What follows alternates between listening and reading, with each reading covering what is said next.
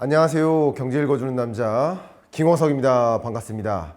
일본의 경고, 일본이 피크 코리아라는 단어를 꺼내드렸고, 한국의 경제가 정점을 이미 찍었고 다시는 제자리로 돌아갈 수 없다, 한국은 끝났다라고 표현합니다. 정말 이 피크 코리아라는 단어가 정해진 미래인가? 일본의 그 표현이 정말 기분 나쁘지만, 또 일본한테 들어서 더 기분 나쁜 감정도 있겠지만, 그 일본의 경고가 타당한 것인가, 그 이야기를 객관적으로 한번 들여다보는, 진단해보는 시간을 가져보도록 하겠습니다. 이미 일본의 굉장히 유명한 경제지죠. 이렇게 보시는 것처럼 한국은 끝났다, 확대해보면 이런 느낌입니다. 한국은 끝났다, 한국은 망했다, 이런 느낌. 피크 코리아, 피크 차이나가 아니라 피크 코리아다 라는 표현을 썼습니다.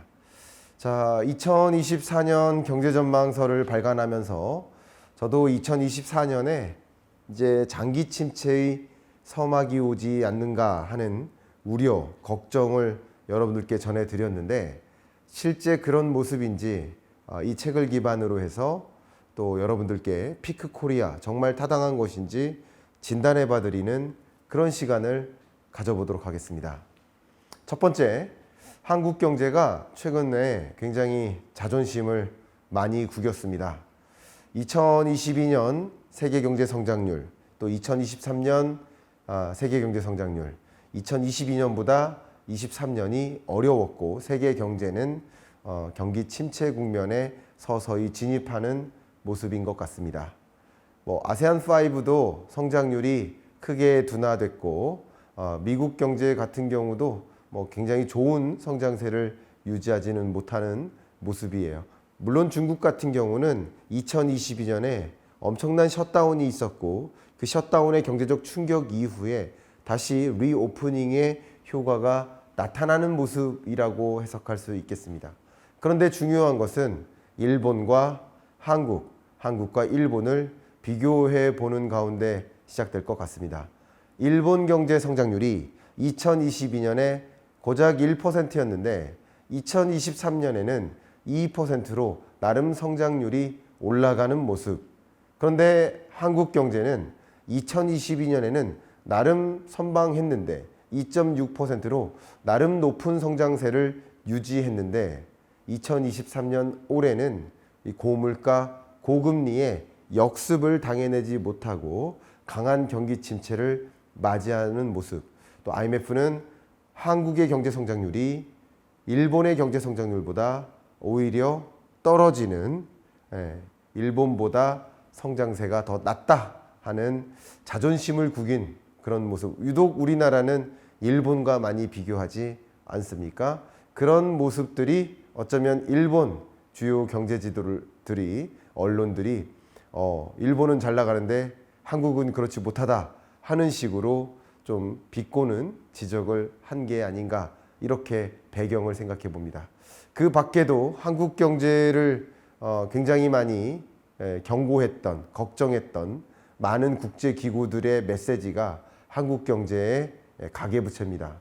GDP 대비 가계부채의 그 비율이 절대적으로 많은 나라 100%를, 그러니까 한국의 GDP 규모보다 한국의 가계부채 규모가 더 크다, 100.2%에 달하는 이 비율은 세계에서 유일한 수준이다 라고 또 IIF, 국제금융협회가 경고를 했죠. 이런 것들이 한국 경제 성장세는 더딘데, 출산율도 낮은데, 그리고 가계부채 비율은 높고, 이런 이상한 경제 구조의 모습을 띠고 있는 게 아닌가 하면서 한국 경제를 굉장히 비관적으로 지적한 모습이다 라고 볼 수 있겠습니다.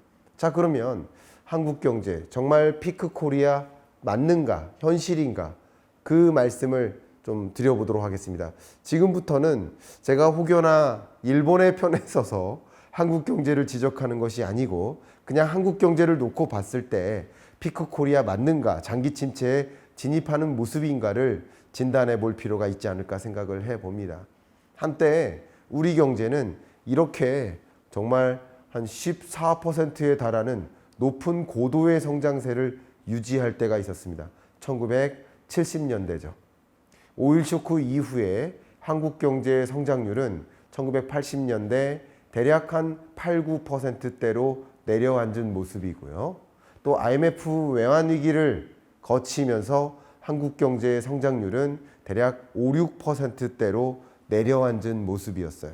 또 글로벌 금융위기를 지나고 나서는 한국 경제가 제자리로 돌아오지 못하고 대략 3%대의 성장률을 유지하는 모습이었는데 2022년 2%, 2023년 1%, 또 2024년도 1%, 또 올라가 봐야 2% 초반 그 정도의 성장률을 유지할 것으로 보이는, 결과적으로 장기적으로 봤을 때 우리 경제가 고성장세는 이미 끝난 것이 아닌가 하는 암울한 진단을 해볼 수 있지 않을까. 그게 객관적인 한국 경제의 모습이지 않을까, 이런 생각을 해봅니다. 제가 2024년 경제전망서에서 한국 경제 장기 침체에 진입하는가 라는 그런 질문을 하도 많이 받기 때문에 그 질문에 대해서 답변 드리는 그런 트렌드로서 제시를 했었는데요. 정말 장기 침체 오는가라는 것을 진단할 때는 우리는 실질 성장률이 아니라 보시는 잠재 성장률을 보셔야 된다. 이렇게 점선으로 표시된 게 실질 성장률이라고 한다면 잠재 성장률, 한국 경제의 경제 구조, 산업 구조, 인구 구조를 감안했을 때, 독특한 외재적인 충격이 없을 때 한국 경제는 평범하게 어느 정도 성장할 것으로 기대되는가 하는 그 질문에 대한 답변이 잠재 성장률이죠. 한때 우리나라는 잠재 성장률이 거의 10%를 육박하는 수준이었고요. 7%, 5%, 3%대로 내려앉았다가 2020년대 2%대로 진입을 해서 2024년부터는 1.8% 수준의 잠재 성장률을 기대할 수 있지 않을까. 그만큼 우리 한국 경제는 어떤 대대적인 구조적인 변화, 구조적인 경제 혁신, 혁명 이런 것을 단행하지 않고서는 그냥 평범한 때 성장률이 그냥 2% 언더를 기대할 수 있는 그런 경제로 치닫고 있는 것이 아닌가. 피크 코리아 현실인가? 저는 현실에 가깝다라고 생각을 하고 있고요. 오히려 피크 코리아임을 냉엄하게, 그 지적을, 경고를 냉엄하게 받아들이고 구조적으로 어떤 혁신을 꾀해서 혁명을 단행해서 어떻게 이 피크 코리아가 아닌 도약하는 경제, 다시 성장하는 경제로 나가면 어떨까 하는 생각을 갖고 있습니다. 참고로 제가 KBS와 2024년 2, 3, 4일 이 3일 동안에 이 특집 토론이 있어요. 그 토론의 그 3일에 걸친 그 토론의 어젠다를 세팅할 때 사실 제 24년 경제전망서를 가지고 이렇게 많이 편성을 해 주셨거든요. 우리 작가님들이 그 1번 파트 글로벌 경제, 또 2번 파트 한국 경제 파트, 또 3번 파트가 뭐죠? 산업기술 파트. 그렇게 세 가지로 나눠서 2, 3, 4일에 걸쳐서 그 특집 토론을 진행하거든요. 그 중에 저는 4일 날 출연을 해서 이 피크 코리아 맞는가 한국 경제라는 관점에서 다뤄드려야 되는데, 그런데 이 피크 코리아임을 냉엄한 현실임을 받아들이고 오히려 도약하기 위해서 무엇을 준비해야 되나 라는 말씀을 좀 적극적으로 드리고 싶은 마음이에요. 그런 관점에서 여러분께 드리는 의견은 대외적인 관점에서 우리 한국 경제가 말 그대로 피크 코리아 상황에 놓인 거 맞는지, 또 대내적인 관점에서도 피크 코리아 상황에 놓인 게 맞는 것인지 좀 진단해보고, 그리고 대내적으로 우리는 어떤 전략을 꾀해야 되는지 말씀을 하나하나 드려볼 수 있도록 하겠습니다. 얼마 전에 무디스가 향후 경제에 대해서 전망하는 프로젝션 보고서를 냈는데요. 그 보고서에 따르면 2018년, 19년 동안의 평균 성장률, 그게 이 수평축이고요. 2024년과 25년 동안의 평균 성장률, 그것을 이 세로축으로 놓았습니다. 이게 뭐냐? 코로나19 전까지는 이렇게 고성장했는데, 우쪽으로 갈수록 고성장이죠. 나름 괜찮았는데, 근데 2023년이 지나고 24년 이후에는 그만큼의 성장세를 유지 못한다 하면 이 빨간색 밑에 있는 축에 들어가고요. 이 위에 있는 축에 들어가는 국가들은 그래도 18, 19년 동안의 성장률보다는 코로나19를 겪은 이후 24년부터는 그거보다는 나은 경제로 간다라고 표현한, 진단한 그런 국가들입니다. 일본은 2018, 19년 동안의 평균 성장률보다 2024, 25년 동안의 성장률이 조금 높다. 쉽게 말하면 18, 19년 때는 0%대 성장에 머물렀는데 그래도 24, 25년 동안에는 1% 성장대로 도약한다. 이렇게 설명한 겁니다. 한국 경제 같은 경우는 그렇지 않다. 코로나19 전까지만 해도 그래도 2%대 중후반 그 정도의 성장률을 유지했다면 2024, 5년에는 2% 성장세를 유지하기가 좀 쉽지 않다. 이렇게 진단한 모습이에요. 또 비교해 볼 만한 대상국이 독일인데요. 독일 경제 2023년 역성장합니다. 얼마나 어렵습니까? 굉장히 어려운 경제였는데 그래도 이 어려운 경제에서 딛고 이탈리든 저머니, 독일이든 둘 다 또 이렇게 툴툴 털고 24, 25 괜찮은 경제 국면으로 전환되는 국가에 해당된다라고 볼 수 있어요. 그러니까 우리는 이 중에 어디에 놓일 것인가 라는 것을 진단해야 되는데 우리는 아래에 놓여 있다.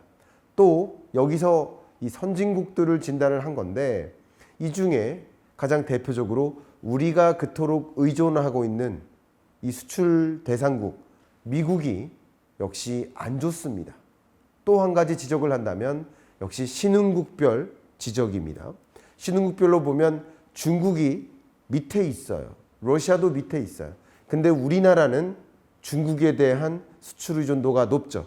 미국에 대한 수출 의존도가 높죠. 앞으로 안 좋아질 것으로 보는 24년 경제 미국도 중국도 안 좋을 것으로 보고 있거든요. 경기 침체로 보고 있거든요. 그러면 이 두 개국에 대한 수출 의존도를 계산해 보면 거의 40%에 달하는데 그러면 이 안 좋은 국가에 계속 의존하는 경제 구조를 갖고 있다면 그동안에는 이들 국가가 좋을 때 우리 국가도 좋았지만 우리나라도 좋았지만 이들 국가가 이제 안 좋아지는 국면에 계속 그 구조를 유지한다면 우리도 같이 안 좋아지는 거 아니겠는가라는 생각을 해보고 향후에는 제가 그토록 말씀드렸던 중국을 대체할 아시아 신흥국 인도 보세요. 2018, 19년 성장률보다 24, 5년 성장률이 높고 24, 5년 평균 성장률을 대략 한 7% 정도로 보고 있습니다. 그렇게 고성장하는 나라에 대한 수출 의존도를 높여나가는 인도로의 수출 시장, 신시장 개척, 신상품 또 진출 이런 것들을 더 적극적으로 추진하는 우리나라의 모습, 이런 수출 구조의 혁신 이런 것을 단행하면서 우리나라가 장기 침체로부터 벗어날 수 있는 대안을 찾는 거 아닐까라는 생각을 의견을 올려봅니다.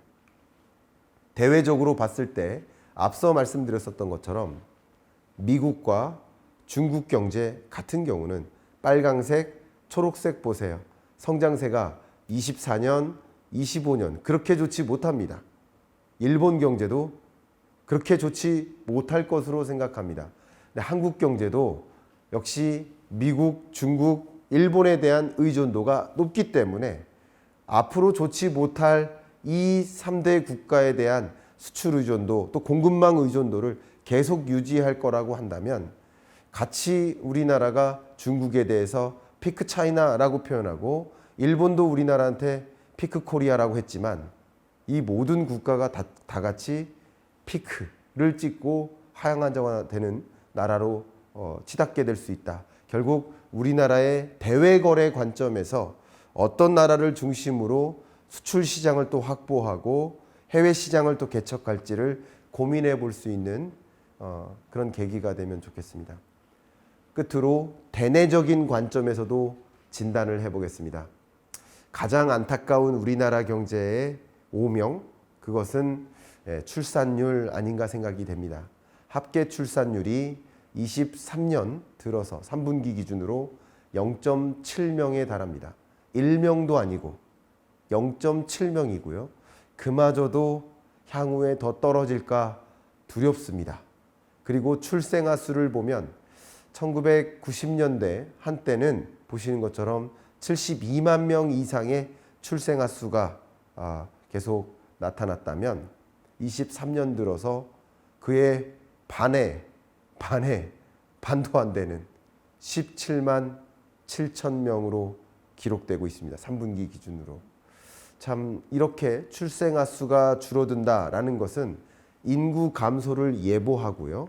또 인구 감소는 또 다른 인구 감소를 만든다. 이게 무슨 말이냐면 이 출생아 수가 또 나중에 성인이 되어서 출생하는 출생아 수가 또 줄어들 거라고 생각해 볼 수 있겠죠. 합계 출산율이 유지된다는 전제 하에서도 지금 소위 72만 명의 출생아가 성인이 되어서 잉태하는 출생아 수가 역시 줄어든다고 생각해 보면 이제 17만 명의 출생아 수가 나중에 성인이 되어서 그 출산율을 유지한다 하더라도 결국 기록할 출생아 수는 얼마나 더 줄어들지를 가늠해 보면 한국 경제에 정말 암울하다 하는 생각을 하게 만들 수 있는 인구 감소, 또 인구 감소 속에 출생아 수는 줄어들고 동시에 고령자 수는 더 많아지는, 결국 100명이 한때는 5명의 고령자를 부양했던 그런 시대에서 이제 100명이 50명을 부양하고 100명이 70명을 부양하고 이제 100명이 2070년대에는 100명이 넘는 고령자를 부양해야 되는 그런 시대로 갈 수 있기 때문에 한국 경제는 역동성이 깨지고 국민연금이라든가 각종 여러 가지 문제에 봉착할 수 있겠다. 이런 문제가 안타깝게도 정해진 미래에 해당된다라는 것이 더 암울하게 만드는 것이 아닌가 생각이 됩니다. 잠재 성장률을 구성하는 한 가지 부분이 노동 부문이고 그 다음 한 가지가 자본 투입이고 마지막 한 가지가 생산성인데, 그러면 우리가 할 수 있는 일은 역시 생산성 혁신에 있지 않나 이런 생각을 해볼 수 있을 것 같아요. 역시 향후에 생산 연령 인구가 줄어들어서 노동력이 부족해질 것이라고 걱정이 되는데 그게 우리 한국 경제의 장기적인 성장률을 떨어뜨리는 요인이 되는데, 그 노동력이 줄어들더라도 그 노동력 한 단위가 생산하는 많은 아웃풋을 가져온다면, 다른 말로 생산성이라도 올린다면 잠재 성장률이든 실질 성장률이든 떨어뜨리지 않는 구조로 만들 수 있는데, 안타깝게도 이 OECD 국가 중에 우리나라의 노동 생산성이 그렇게 높지 못해요. 그리고 우리나라보다 노동 생산성이 떨어지는 나라들을 보십시오. 이런 나라들이 OECD 회원국 맞아? 할 정도로, 폄하하는 것이 아니라 선진국 맞아? 할 정도로 콜롬비아, 멕시코, 사우스 아프리카, 코스타리카, 칠레, 그리스, 헝가리, 이런 나라들을 제외하면 우리나라의 노동 생산성이 제일 떨어진다는 면에서 어떻게 하면 생산성을 올릴까, 교육혁명을 통해서 생산성을 올릴까라는 것을 고민해야 하는 시점이라는 것이죠. 세계 주요국들의 노동 생산성의 변화를 한번 보십시오. 2000년 당시보다 2021년 약 20년 동안 노동 생산성이 얼마나 크게 개선됐는지 한번 보십시오. 그 밖에 많은 나라들이 노동 생산성이 개선되고 노동 생산성이 이렇게 우상향하는 모습입니다. 그런데 우리나라는 노동 생산성이 개선되지 못하는, 역시 이 후위 국가에 해당되는, 생산성도 떨어지지만 생산성의 개선도 미흡한 그런 모습이라는 것을 감안해 보면 우리 경제가 지금까지는 잘 달려왔지만 앞으로도 잘 달려가기 위해서는 생산성을 혁신하는 그런 우리 경제를 만들어야 되겠다. 지금까지는 사실 우리나라가 R&D 지출이 GDP 대비 굉장히 높았습니다. 빨간색으로 표시했죠. 우리나라가 2012년에도 2022년 기준으로도 세계 주요국 중에 전체 R&D 지출액이 GDP 대비 많은 비중을 차지했습니다. 정말 많은 비중으로 R&D 지출을 늘려왔던 거예요. 쉽게 말하면 경제 규모 대비해서는 많은 R&D를 지출해서 기술 혁신을 이루고 생산성 혁신을 이루기 위해 노력하고, 그리고 우리가 강점을 갖고 있는 그런 어떤 신산업, 신성장 동력 산업 영역을 우리가 세계 제1의 국가로서 잡고 있는 그런 모습을 가져갈 수 있었던 거예요. 그런데 앞으로 R&D 지출을 줄인다면 생산성 혁신은 없을 것이고, 그러면 우리 경제의 미래는 안타깝게도 일본이 경고한 한국은 끝났다라는 말에 가깝게 갈 수 있습니다. 그 경고를 오히려 겸허하게 받아들이고 어떻게 우리는 더 도약할까, 이런 부분에 대해서 고민할 수 있는 시간이 필요하지 않을까 생각합니다. 물론 지금까지의 R&D 지출 영역에 카르텔이라든가 무분별하게 지출되는 그런 문제가 있다면 그런 문제를 하루빨리 개선하고 R&D 그 지출 구조를 또 클린하게 혁신하는 노력도 함께 만들어 가야 되지 않을까 생각하는 것이고, R&D 지출은 지속적으로 늘려서 미래 성장을 위해서 우리 한국 경제를 견인하는 모습으로 만들어야 되지 않을까 생각합니다. 마지막으로 이 R&D 예산 지출 면에 있어서도 세계 주요국들과 좀 비교를 해봤습니다. 보시면 우리나라의 R&D 예산은 한 해 총 R&D 예산이 있잖아요. 그러면 그 중에 정부 예산이 대략 25, 그리고 75 정도가 비즈니스, 민간 기업들의 예산 투입입니다. 근데 다른 나라를 보십시오.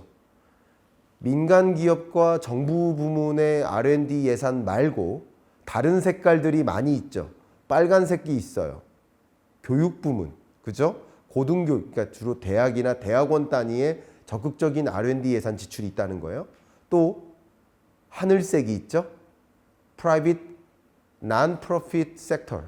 이런 영역에서도 제가 드리는 이야기는 다양한 영역에서 R&D 예산이 투입될 수 있도록 하는 구조 개선을 통해서 정부 R&D 예산이 줄지라도 민간 R&D 예산이나 그 밖에 다른 부문에서의 R&D 예산을 또 투입할 수 있는 균형된 구조를 만들어 나가는 것도 우리 R&D 혁신에 해당되지 않을까라는 의제를 좀 던져드립니다. 그렇게 우리 경제가 이제 장기 침체가 아니라 그냥 말 그대로 다시 한번 도약하는, 제가 앞서 말씀드렸던 KBS 특집으로 다룰 그 대주제를 제안했는데 그 대주제는 두 번째 한국입니다. 두 번째 한국으로서 다시 도약하는 그런 나라를 만들 수 있도록 우리 경제의 부족한 부분을 어떻게 해결할까?